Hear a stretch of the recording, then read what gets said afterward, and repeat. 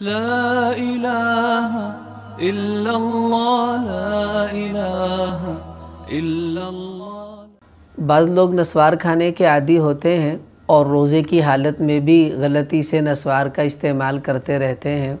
تو دیکھیں نسوار ڈائریکٹ منہ میں رکھیں یا کسی ٹیشو وغیرہ کے اندر اس کو ڈال کر رکھیں۔ دونوں صورتوں کے اندر اگر اس کا کوئی بھی ذرہ حلق سے نیچے اتر گیا تو اب تو روزے کے ٹوٹنے میں کسی قسم کا کوئی شبو باقی نہیں ہے،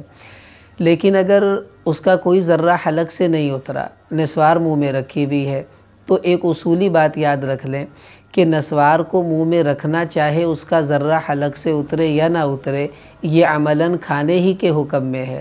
اور وہ چیزیں جن کے کھانے کی وجہ سے روزہ ٹوٹ جاتا ہے یا تو وہ اصلاح بدن کے لیے ہوں تب ٹوٹتا ہے یا اپنی تسکین کے لیے ہوں تب ان سے روزہ ٹوٹتا ہے۔